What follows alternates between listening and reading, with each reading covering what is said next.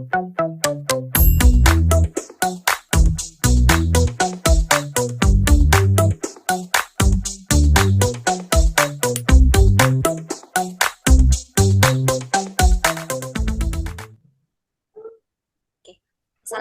Pak Abdul Muthalib.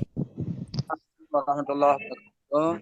Maaf, kami meminta waktu Bapak sejenak untuk wawancara tentang eksplorasi penyebab masalah di PPG Daljab Plumbang kedua kategori 1 ini. Untuk pertanyaan pertama Bapak, dimulai dari saya dulu. Saya Siti Dini Novita Lubis dari SMA Negeri 1 Tenom Kabupaten Aceh Jaya. Pertanyaan pertama adalah Bapak, apa penyebab merendahnya motivasi belajar siswa menurut Bapak? Terima kasih. Terima kasih. Assalamualaikum warahmatullahi wabarakatuh. Waalaikumsalam warahmatullahi wabarakatuh.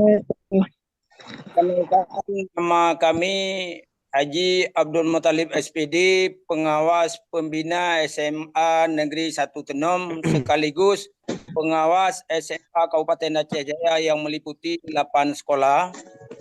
Baiklah, kita menanggapi yang disampaikan oleh Bu Dini tadi tentang hal saat kita ketahui secara menyeluruh minat belajar daripada siswa kurang. Menurut kami ada beberapa hal yang pertama adalah kita lihat selama terakhir anak-anak sungguh rata-rata minat belajarnya itu sangat menurun.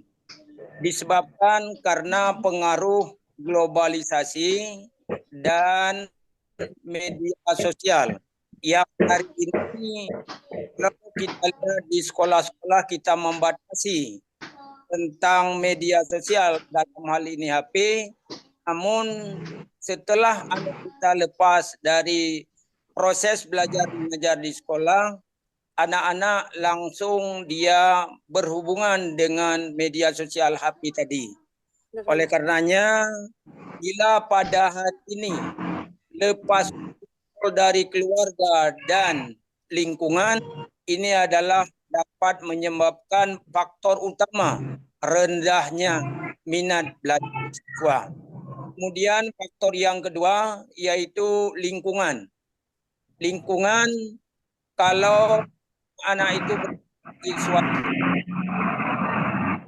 rendah, otomatis anak-anak kita ini agak sedikit kurang peduli terhadap pendidikan. Oleh karenanya kami selaku pengawas selalu mengenjot melalui kepala sekolah, kiranya di sekolah di samping adanya pembelajaran di pagi hari dapat melaksanakan kegiatan-kegiatan ekstrakurikuler atau ekskul yang lainnya di sekolah yang bisa berdampak terhadap perubahan mutu pendidikan ke depan. Demikian.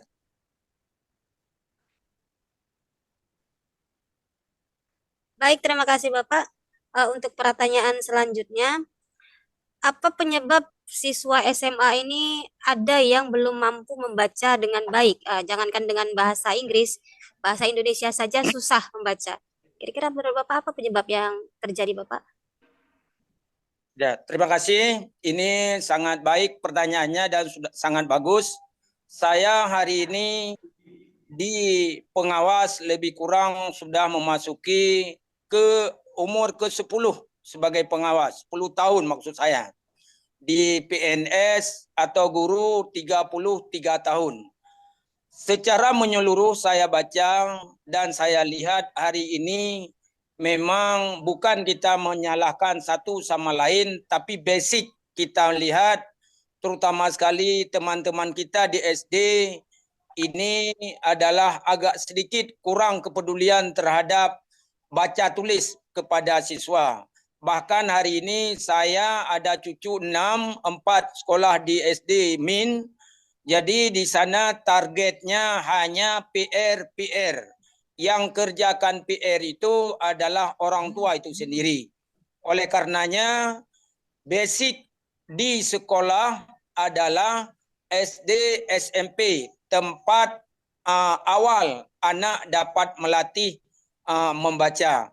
Saya memberi contoh cucu saya sendiri. Saya minta kepada mamanya kiranya dapat diberikan pelajaran utama tentang membaca. Karena membaca adalah kunci kesuksesan untuk dia mengetahui atau pintu untuk dapat dia mengetahui yang lainnya. Nah, oleh karenanya ada beberapa sekolah yang saya harapkan kepada kepala sekolah seperti SMA 1 Indrajaya. Ini ada guru-guru khusus. Kita lihat bila ada anak-anak yang kurang mampu untuk membaca, kita kumpulkan dalam satu ruangan untuk kita latih cara membaca yang benar dan yang baik, yang sehingga tidak menyusahkan guru-guru bidang studi yang lain untuk menerapkan pembelajaran. Karena kalau guru-guru bidang studi seperti bahasa Indonesia, bahasa Inggris, matematik, fisika, kimia, dan lainnya, dia tidak membutuhkan waktu yang banyak untuk melatih secara ekstra terhadap siswa kita. Demikian, Bu. Baik, terima kasih Bapak atas jawaban Bapak.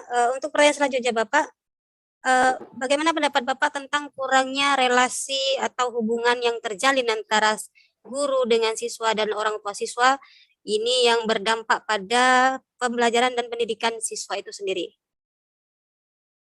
Terima kasih. Ini pertanyaan yang ketiga, sangat bagus juga. Tapi kalau kita lihat, kita di Aceh Jaya secara rata-rata hubungan siswa dengan guru itu memang baik. Kita lihat yaitu berhasilnya siswa yaitu dalam berbagai macam event, termasuk O2SN dan kegiatan-kegiatan perlombaan lainnya, baik yang dilaksanakan oleh sekolah maupun tingkat kecamatan dan kabupaten, bahkan ke provinsi. Anak kita di Aceh Jaya, khususnya di tingkat SMA SMK se-Kabupaten Aceh Jaya, tiap tahun pernah kita kirim anak kita itu mewakili dalam berbagai macam event. Namun kita lihat, kita tidak menafikan masih ada di sekolah-sekolah hari ini yang relasi gurunya itu dengan siswa kurang harmonis. Ini yang pertama, faktornya adalah masih ada di sekolah hari ini seorang guru bahasa Inggris mengajar mata pelajaran yang lain. Jadi relevansi mata pelajaran yang dimiliki oleh guru itu ini dapat melenceng terhadap program sebagaimana yang tertera di RPP. Karena dia harus menguasai bahan dulu sebelum masuk kelas.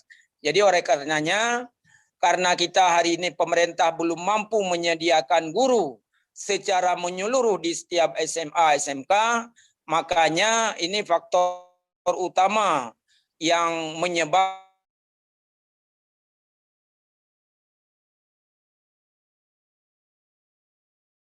siswa rata-rata memang di Aceh Jaya tingkat kepedulian daripada orang tuanya itu masih kurang terhadap keberlangsungan pendidikan anaknya. Artinya apa? Rata-rata orang tuanya itu anak sekolah kurang kontrol dari orang tua. Oleh karenanya ini adalah merupakan juga faktor yang bisa menyebabkan kurangnya relasi antara siswa guru di sekolah. Kemudian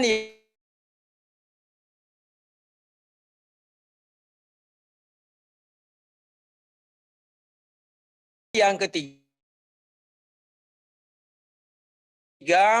tidak, tapi secara umum di Aceh Jaya 60% siswa kita itu rata-rata malam boarding di pesantren, pagi harinya dia adalah di sekolah. Jadi oleh karenanya kalau persentase relasi siswa dengan guru saya lihat di Aceh Jaya bisa kita kategorikan sekitar 40% yang masih kurang. Ini terus kita bina pelan-pelan sehingga tahun demi tahun grafik ini bisa terus meningkat dan bisa menuju peningkatan mutu pendidikan sebagaimana yang diharapkan oleh pemerintah.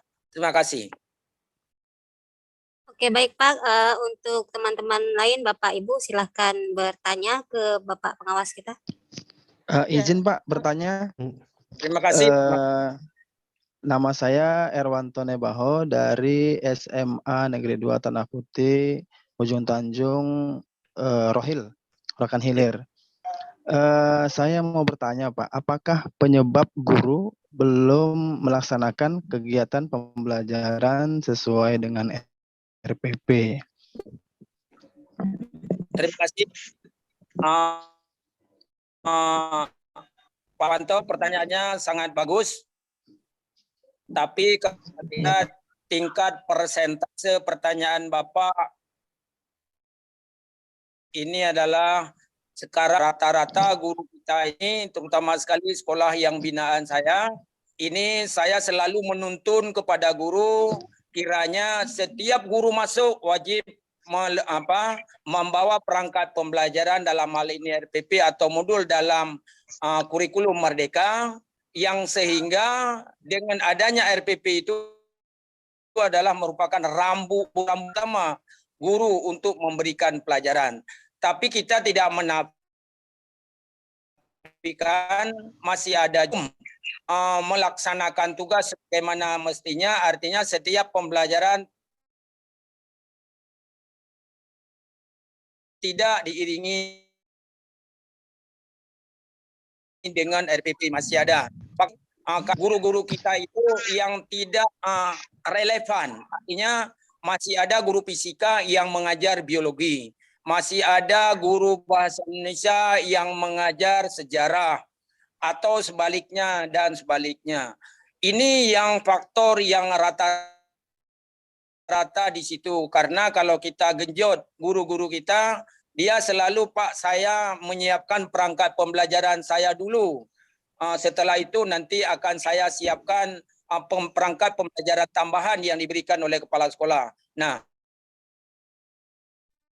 jadi karena mungkin kita nanti kontrol kita tidak setiap hari ke sekolah itu, seperti saya sampaikan tadi, saya adalah memiliki 8 sekolah yang geografi sekolah luar biasa, titiknya itu lebih 100 kilo lebih saya harus menempuh ke sekolah sasaran. Nah, jadi ini keteledoran kami pengawas juga saya akui, yang sehingga teman-teman kita masih menggunakan pembelajaran tanpa ada RPP.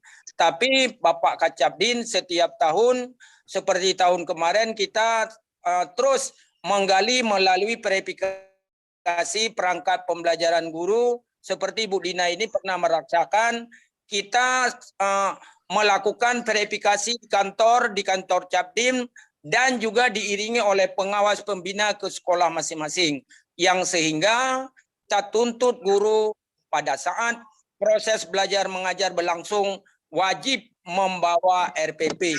Tapi masih ada juga, Pak, saya tidak menafikan masih ada teman-teman kita yang belum begitu sempurna membawa RPP dalam pembelajaran, karena faktornya seperti yang saya sampaikan tadi, Pak Irwanto. Terima kasih. Oke Pak, mungkin pertanyaannya lanjutan Pak ya.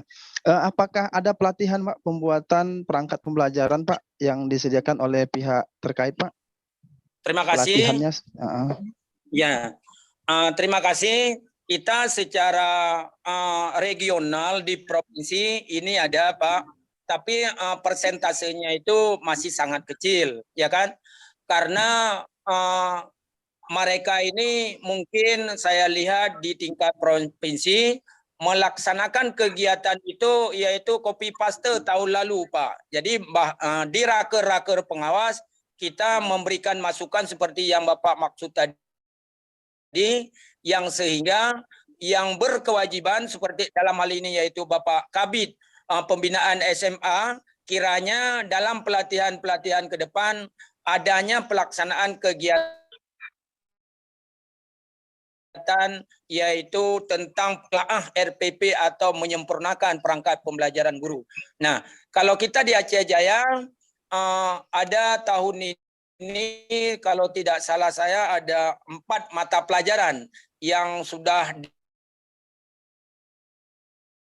dicoba tahun ini untuk materi tentang pengkajian RPP di dalam pelatihan mata pelajaran seperti hari ini kimia kalau tidak salah saya kemarin dengan kalau nggak salah bahasa Indonesia yang sebagai pengasuh itu adalah dosen kita dari USK Banda Aceh, Pak.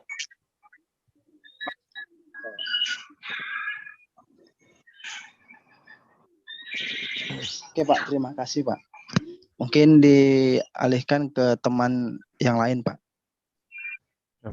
Assalamualaikum warahmatullahi wabarakatuh. Terima kasih, Perkenalkan. Pak. Assalamualaikum warahmatullahi wabarakatuh. Waalaikumsalam warahmatullahi wabarakatuh. Perkenalkan Bapak, nama saya Muksalmina Pak. Saya dari Aceh Utara Pak. Bertugas di SMA Negeri 1 Syamtalera Bayu. Yang ingin saya tanyakan Pak, sekarang kan dunia ini kan masih makin canggih Pak. Iya betul. Begitu juga dengan teknologi.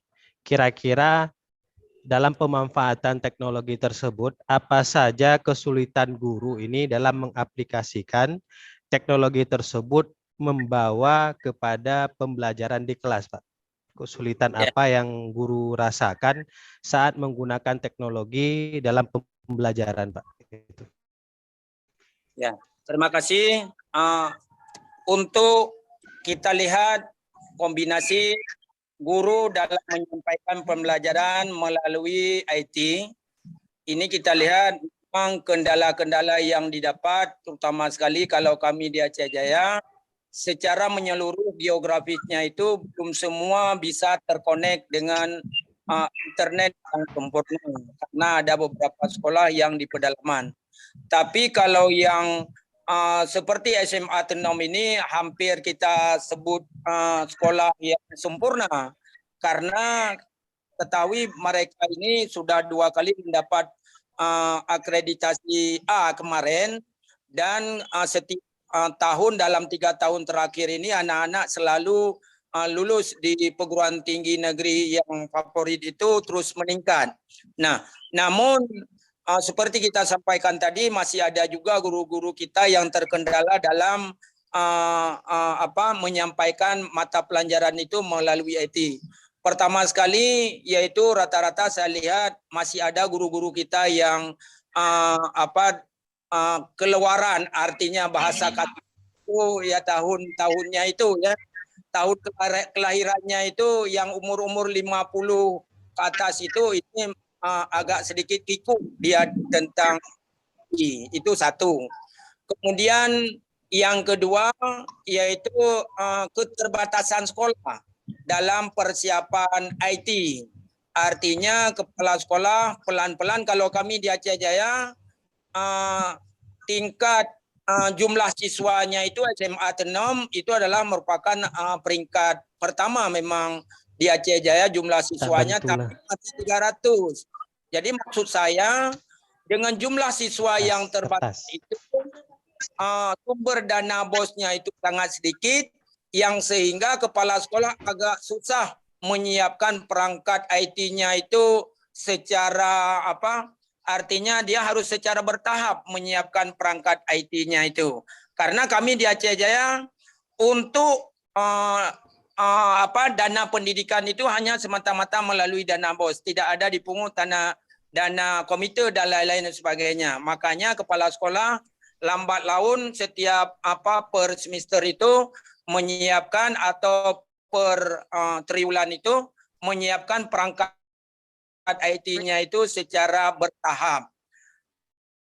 Kalau di SMA Tenom saya lihat hampir 60% guru-guru kita itu menggunakan perangkat IT. Namun yang mendapat kendala adalah teman-teman kita tadi yang belum bersahabat dengan perangkat IT. Ini kalau Bu Dina saya lihat luar biasa, dan beliau ini mampu juga memberikan mata pelajaran, bisa memberikan ilmu-ilmu IT-nya itu kepada teman-teman yang lain yang waktu saya datang ke sekolah. Luar biasa, Pak. Terima kasih, Bu. Mina. Terima kasih. Menyambung yang tadi, Pak. Sama-sama menyambung yang tadi, Pak. Apakah ada yang diberikan kepada guru terkait pembelajaran berbasis IT ini, Pak? Pak. Terima kasih. Untuk tahun ini cabang dinas kita melaksanakan pelatihan item, Pak. 14 item, 2 item khusus tentang penerapan IT. Jadi oleh karenanya Pak Capdin sangat antusias.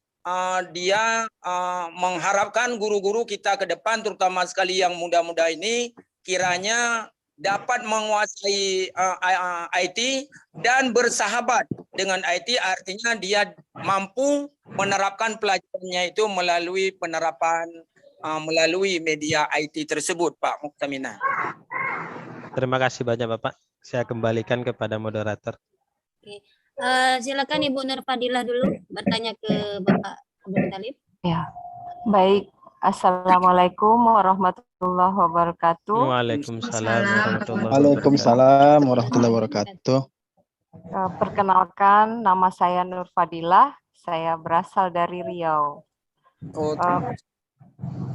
Pertanyaan saya, Pak, ini mengenai sarana dan prasarana serta sumber daya manusia atau tenaga pendidik untuk siswa ABK, anak berkebutuhan khusus, itu masih kurang memadai. Kira-kira penyebabnya apa ya, Pak? Ya, terima kasih, Bu. Untuk penerapan yaitu pelajaran yang berkhusus kepada anak kita yang Kabupaten Aceh Jaya, dapat saya sampaikan kita di Aceh Jaya di Negeri Aceh Jaya. Kebetulan juga saya termasuk pembina di dalamnya, Bu. Jadi anak-anak kita yang masih tingkat menerima pendidikan, mereka itu akan kita arahkan ke SLB di Aceh Jaya, SLB Negeri Aceh Jaya. Namun apabila dia sudah berada di sekolah, ini sudah kita arahkan melalui kepala sekolah supaya anak-anak kita yang berkebutuhan khusus ini dapat diarahkan 1-2 orang guru untuk membimbing dan mengarahkannya. Dan apabila ada anak itu di dalam yang menerima pelajaran reguler dengan teman-teman yang lain, ini kita harapkan selalu dalam pembinaan saya di sekolah, guru khusus anak kita ini. Apa? Kalau anak lain diberikan pelajaran secara umum, kepada anak ini perlu ada ekstra tuntunan khusus. Ya, anak-anak. Saya sampaikan, saya tidak malu menyampaikan ada di SMA Negeri 1 Jaya, Bu, Indrajaya. Anak kita di Indrajaya itu ada 2 orang yang masih belum mampu membaca seperti Bu Rina sampaikan tadi, terbata-bata dia. Jadi saya arahkan pada jam 10 sampai jam 11, beliau ini beberapa orang kita masukkan dalam satu ruang dan dibina oleh guru untuk bisa dia membaca. Ini sudah kita terapkan, Bu. Tapi kalau di Kinom saya lihat tahun lalu orang, tahun ini saya lihat belum ada yang terdata tentang anak yang berkebutuhan khusus yang sehingga perlu ada kegiatan ekstra bagi guru untuk memberikan. Tapi kita lalu di dalam 4 MKK kepala SMA dan SMK mengarahkan supaya bila ada anak-anak kita yang berkebutuhan khusus di SMA dan SMK, kepala sekolah harus bertindak proaktif dalam menindaklanjuti pembelajaran kepada anak tersebut. Demikian, Bu. Baik, Pak. Terima kasih. Oke, selanjutnya Ibu Mirawati, silakan Bu Mira pertanyaannya. Oke, terima kasih Bu Dini. Assalamualaikum warahmatullahi wabarakatuh, Pak. Waalaikumsalam, Bu Mira. Ya, kenalkan Pak, nama saya Mirawati. Saya berasal dari Aceh Tenggara. Saya Negeri 3 Kutacani, Pak. Ya. Ya, pertanyaan saya, Pak, faktor lingkungan kan sangat berpengaruh ya, Pak, terhadap minat dan proses belajar mengajar peserta didik ini, Pak. Pertanyaannya yang saya tanyakan adalah faktor seperti apa atau lingkungan seperti apa, Pak, yang bisa menjadikan peserta didik kita ini menjadi lebih positif gitu, Pak. Bisa maksudnya kan faktor lingkungan itu bisa internal dan eksternal, Pak. Betul. Itu Bu Mira, faktor lingkungan saya lihat yang pertama memang kita pelan-pelan sebagaimana arahan Bapak Kadis. Ini terutama sekali saya lihat anak-anak yang boarding school itu yang ada pesantren atau menetap ini memang sangat bagus dibandingkan anak-anak kita yang reguler biasa. Tapi di situ perlu kita kerja keras dengan lingkungan. Jadi kalau di Tenom hari ini saya tidak begitu risau lagi karena di Tenom ini, karena kami di Aceh Jaya, Bu, Tenom dengan kecamatan Tenom dan kecamatan Jaya itu dua kecamatan yang agak sedikit grade pendidikannya itu tidak bimbang lagi kita, Bu. Nah, kalau di kecamatan masih bimbang karena lingkungannya itu belum begitu signifikan terhadap pendidikan. Karena kami kan kecamatan yang baru lahir tahun 2002 dulu.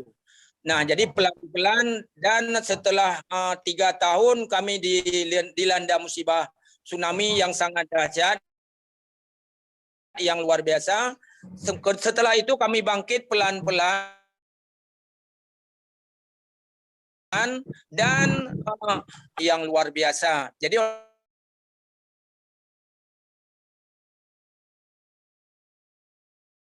olehnya lihat kan artinya yang berjurus ke negatif.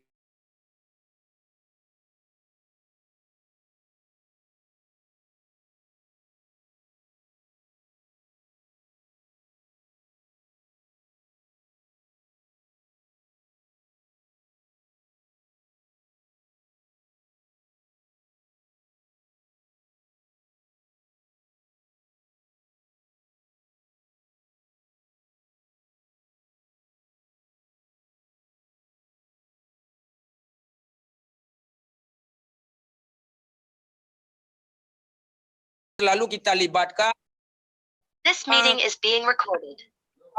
mensosialisasikan atau mengkampanyekan tentang perlunya pendidikan seperti yang kita rasakan pada saat ini. Iya. Terima kasih Pak, sangat jelas alasannya. Saya kembalikan ke moderator Ibu Dini. Oke, terima kasih Bu Mirawati. Kita lanjut ke Ibu Eva ya. Silakan Bu Eva dengan pertanyaannya, Bu Eva. Assalamualaikum warahmatullahi wabarakatuh. Nama Salam. saya Eva Juliani, Pak. Kebetulan saya ngajar di SMP Negeri 3 Jaya. Dari Aceh Jaya, Pak. Ya, ya. Di sini saya ingin menanyakan model-model pembelajaran yang inovatif itu dapat membuat murid-murid kita tertarik ya, Pak, ya, untuk mendengarkan gurunya, menyimak pelajaran. Apakah di sekolah kita apakah di sekolah-sekolah kita di Aceh Jaya ini, Pak, ataupun di luar-luaran itu sudah menerapkan model-model pembelajaran inovatif, Pak, bagi guru-gurunya? Itu saja, Pak. Terima kasih Bu Eva, luar biasa pertanyaannya. Itulah yang dambaan kita pada hari ini. Jadi saya lihat teman-teman kita baik di SD, SMP, dan SMA hari ini sudah berpikir ke arah penerapan pembelajaran secara inovatif. Tapi kita terus secara hari demi hari kita genjot guru kita dan kita mohon kiranya guru kita itu dapat melakukan pembelajaran yang inovatif. Sekurang-kurangnya saya selalu mengatakan setiap guru kita menulis perangkat pembelajaran, apa yang tertulis dalam perangkat pembelajaran itu wajib diterapkan kepada siswa. Contohnya ada tertulis itu metode diskusi, metode yaitu ada lab dan lain sebagainya. Jadi itu adalah langkah-langkah pembelajaran yang mengarah kepada yang inovatif. Dan lebih-lebih ini saya lihat ke Ibu Dina kita, ini adalah saya lihat luar biasa beliau ini menerapkan pembelajaran bahasa Inggris ke siswa di Tenom. Yang kita lihat Setiap ada event-event kegiatan selalu ada tampil di sana, Bu.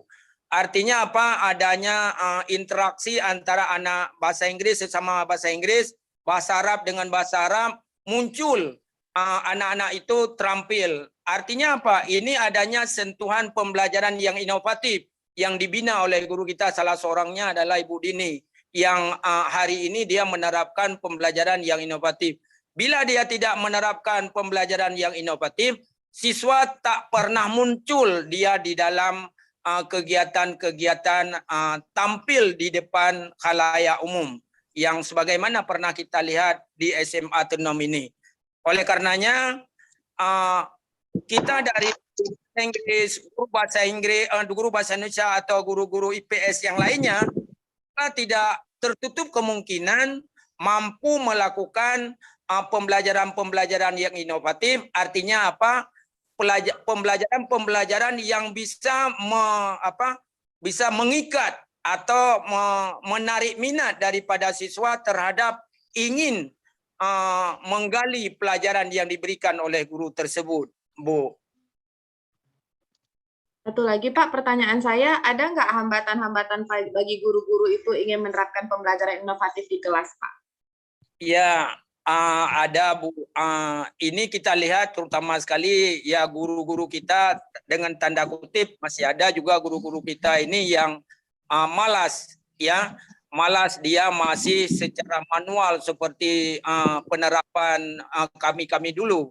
Tapi walau demikian selalu kami mengajak di dalam pertemuan-pertemuan dengan teman kita ini, kita tidak bisa bersikeras dengan model-model pembelajaran lama, karena hari ini anak-anak kita di samping juga dia sekolah hari ini di Aceh Jaya misalnya, sebentar lagi dia akan melanglang buana di perguruan tinggi yang melihat teman-temannya itu yang begitu kreatif dan inovatif, sementara anak kita itu tidak atau akan mengendap sebagaimana yang kita lihat misalnya pada hari ini. Tapi kami dengan Bapak Kacapdin selalu di mana adanya pertemuan dengan guru, selalu kami mengharapkan dalam penerapan pembelajaran itu harus mengikuti situasi zaman yang kita lihat pada hari ini, yaitu mengacu kepada yang pembelajaran dan kreatif sebagaimana yang diharapkan oleh perangkat pembelajaran kita, RPP dan modul yang pada saat ini. Demikian Bu Eva.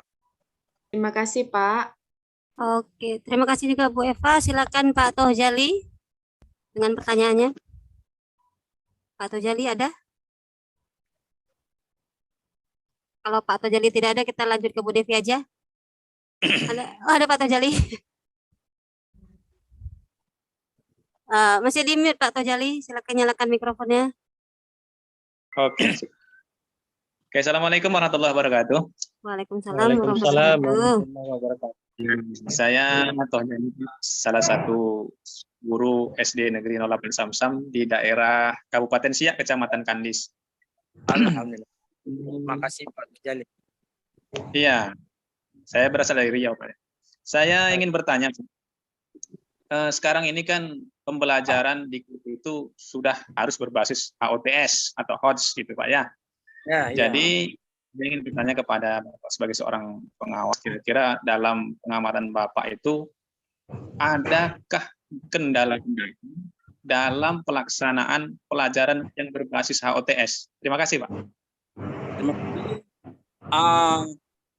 Pertanyaan Bapak sangat sempurna dan sangat bagus, terutama sekali kalau di SMA ini adalah merupakan suatu hal yang sangat kita dambakan, Pak.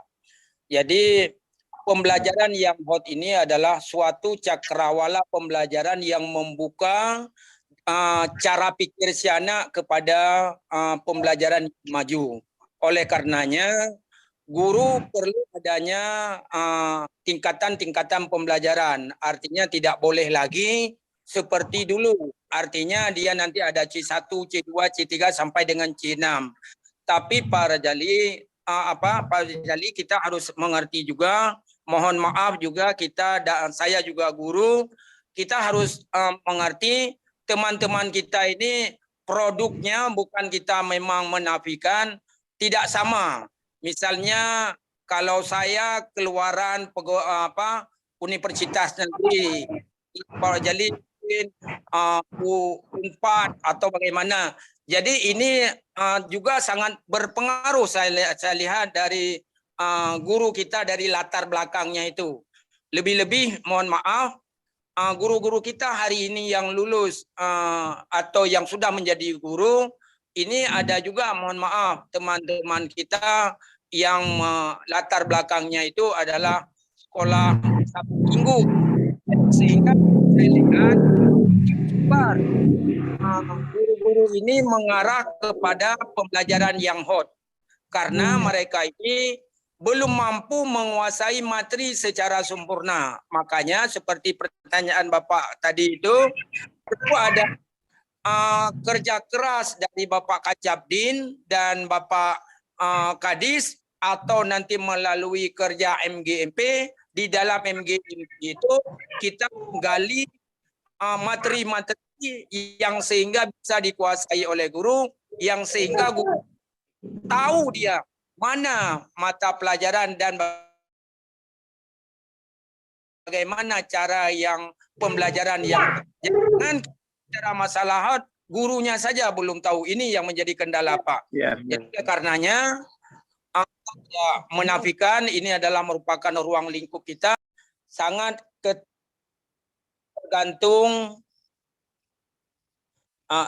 tergantung pada guru yang ada di sekolah. Artinya yang pertama sekali guru kita itu harus sesuai dengan basicnya. Yang kedua, dia mampu menguasai materi. Kemudian yang ketiga, guru itu mampu menyiapkan perangkat pembelajaran yang bernuansa hot tadi. Nah, oleh karenanya kami selalu mengharapkan kepada guru-guru kita, kiranya guru harus betul-betul siap dalam menyiapkan pembelajaran dan menerapkan di kelas dalam pembelajaran di depan kelas yang bersifat yaitu ada artinya tahap-tahapnya itu. Artinya jangan hot langsung atau loss terus. Jadi harus adanya sesuai dengan, makanya di sini nanti akan kami periksa melalui RPP daripada seorang guru. Nah, kalau misalnya anak kelas 3 SMA, ini hotnya itu harus 60-40, itu paling kurang kita minta. Tapi kalau di kelas 1 masih bisa misalnya 50-50. Nah, oleh karenanya kami selalu mengarahkan teman-teman pengawas untuk memverifikasi tentang RPP guru yang sehingga bisa dia arahkan. Dan kami juga ada masuk untuk melihat mensupervisi guru-guru kita cara memberikan pembelajaran yang bernuansa hot yang seperti Pak Rajali. Saya rasa demikian Bu Pak Rajali. Terima kasih Pak. Ya, terima kasih Bu. Ya, silakan Ibu Nevi dengan pertanyaannya. Assalamualaikum warahmatullahi wabarakatuh. Terima kasih Pak sudah terima kasih Pak sudah memberikan waktu dan tempatannya supaya kami bisa bertanya dan menjawab, dan Bapak bisa menjawab pertanyaan terhadap permasalahan yang nanti di grup siapa yang bertanya nih Pak? Rata-rata sudah dijawab, tapi yang lebih fokusnya di diferensiasi Pak, kan ada metode yang pemilihan antara siswa level high, medium sama yang low. Tapi di lapangan kan kebanyakan guru menyamaratakan seluruh kemampuan siswa gitu Pak. Apa sih yang kendalanya sehingga kebanyakan guru itu sulit untuk menerapkan metode diferensiasi. Satu lagi Pak, sama kan sebenarnya yang tadi menyambung masalah model-model pembelajaran inovatif, tapi di lapangan misalnya di dalam RPP-nya sudah dibuat rancangan sebagus mungkin terhadap metode pembelajaran PJBL atau PBL, tapi tetap pada saat di lapangan banyak guru yang pengajarannya itu terpusat pada guru, bukan mendidik siswa lebih inovatif dan kreatif. Terima kasih Pak atas kesempatannya. Assalamualaikum. Luar biasa pertanyaannya, artinya pembelajaran yang masih dominan di guru ya. Ini saya lihat yang pertama sekali Bu, pertama sekali kalau kita lihat yang sangat dominan itu mata pelajaran yang IPA Bu. Contohnya kimia, yang banyak hitungan.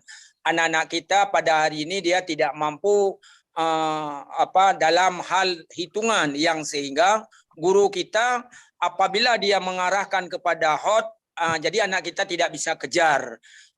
Dan yang menjadi kendala kita di Aceh, anak-anak kita hanya semata-mata menerima pembelajaran di sekolah tanpa dibarengi dengan les atau kegiatan pembelajaran di rumah ini. Tapi saya lihat kalau penerapan di SD hari ini sudah bagus, ya kan? Bahkan cucu saya hari ini masih kelas 1, sudah saya kasih di les. Jadi di les itu saya lihat anak-anak kita mampu dia untuk bekerja lebih ekstra lagi, karena di sana nanti ada pembelajaran tentang hitungan, tentang lain-lain sebagainya. Tapi saya lihat kalau misalnya di pembelajaran sosial, misalnya seperti bahasa Indonesia, bahasa Inggris, dan pelajaran-pelajaran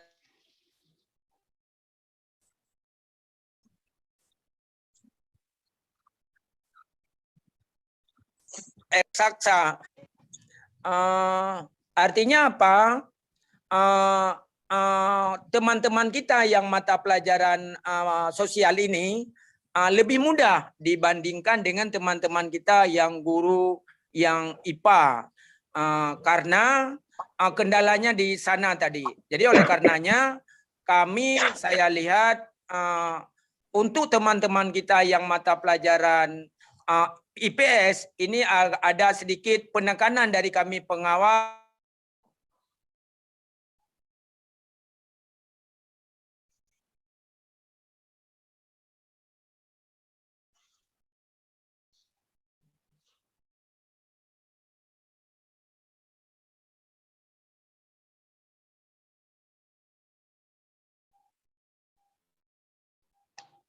Mau Bapak itu pusing sama kurangnya apa yang buat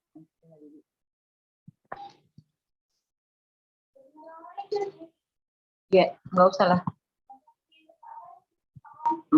Jaringan nggak bagus nih kayaknya ya. Jaringan kayaknya ini. Itulah si Bapak hilang. Iya.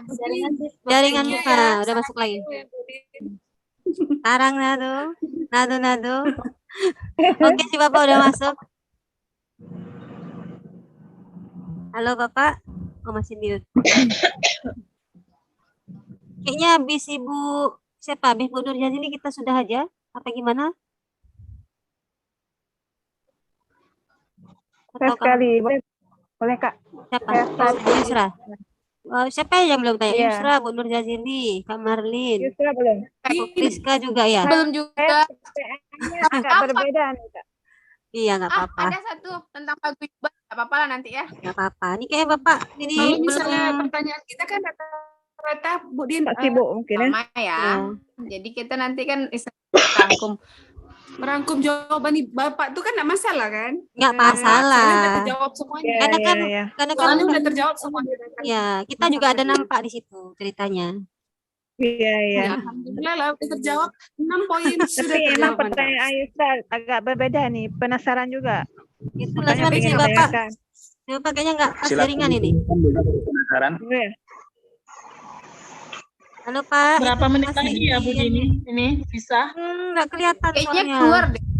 Bapak kayak nggak bisa masuk. Oh ada masih. Cuman nggak bisa. Jaringan nggak bagus kayaknya. Saya HP di ruangan sana bentar ya. Aku pengen keluar tuh jaringanku hilang karena angin badai.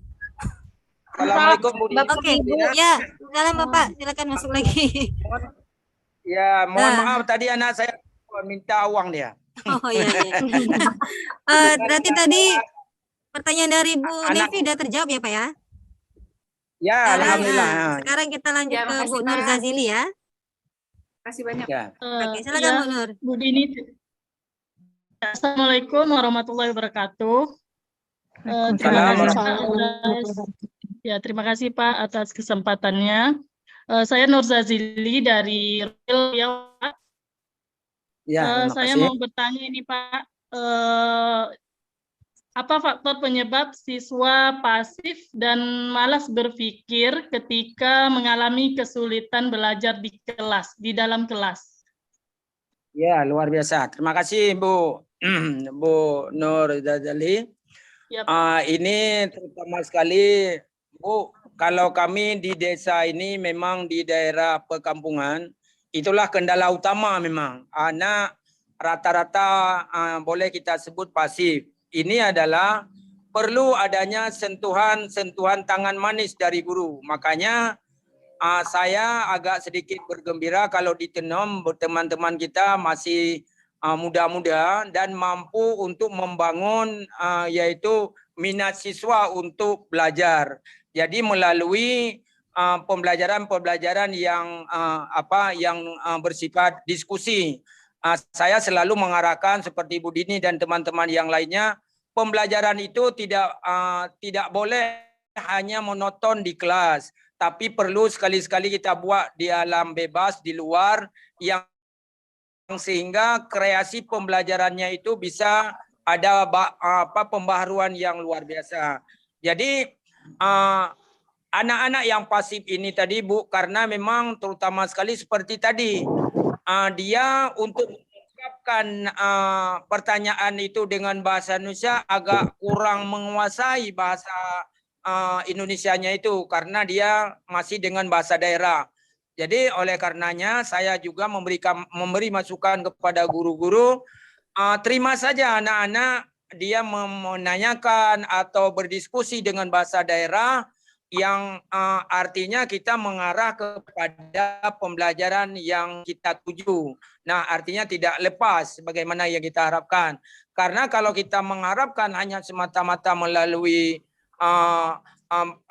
diskusi melalui bahasa Indonesia, ini anak kita agak sedikit kurang respect dia terhadap pelajaran karena memang untuk mengeluarkannya itu agak sedikit singkat. Tapi ada beberapa kelompok siswa yang dibuat kelompok-kelompok diskusi, ini lebih kreatif anak-anak dalam menyampaikan pembelajarannya. Jadi yang sehingga pembelajaran yang kurang respect tadi itu adalah anak-anak yang kurang menguasai bahasa seperti yang kita harapkan, yaitu dengan bahasa Indonesia.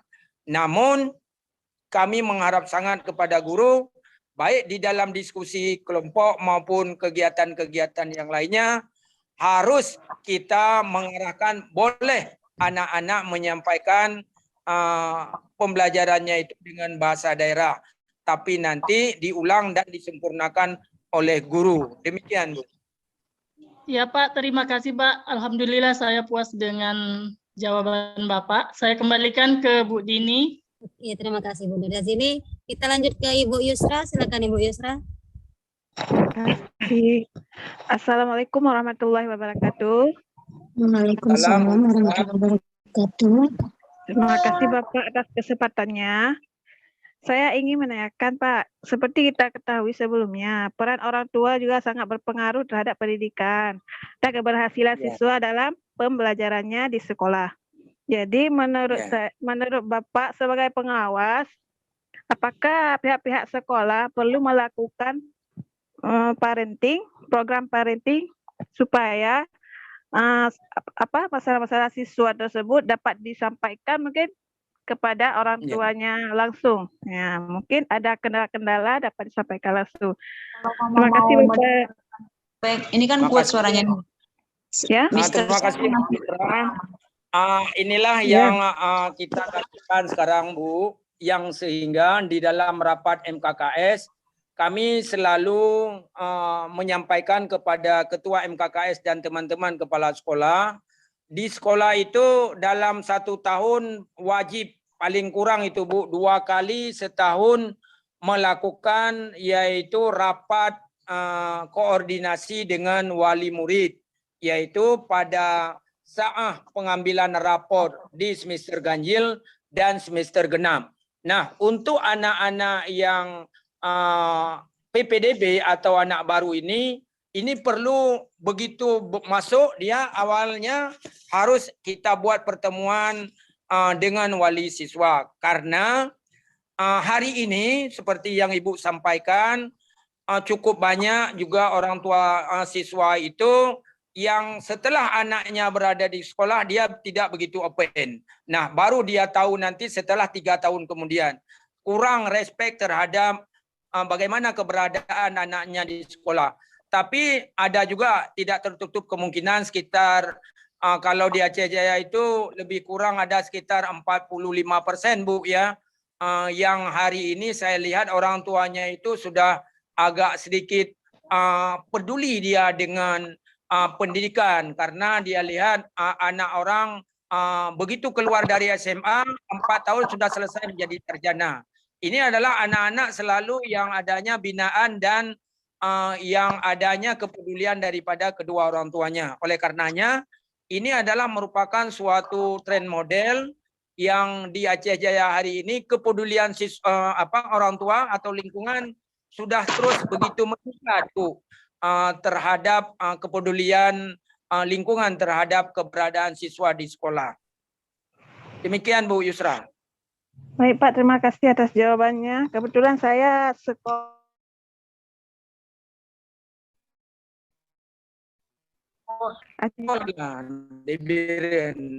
Nah, terima kasih Pak, penjelasannya sangat puas dengan penjelasan Bapak.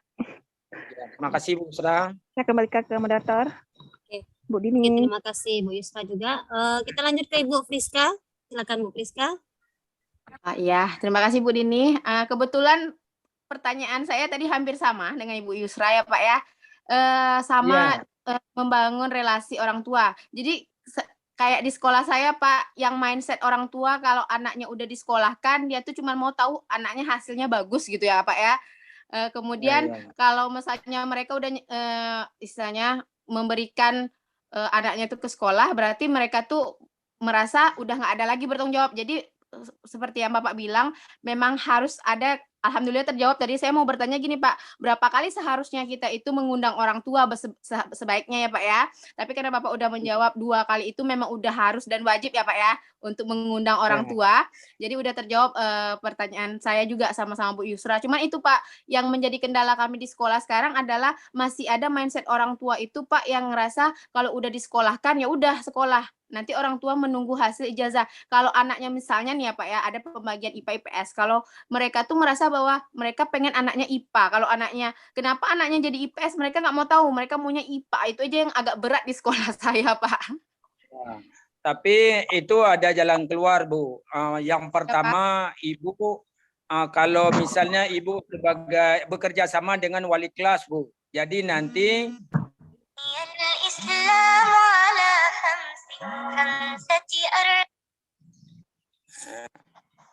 Ana bailan cici Najame ada tamu cici ya, ada tamu. Ada tamu. Ya. Jangan ada tamu nih ya.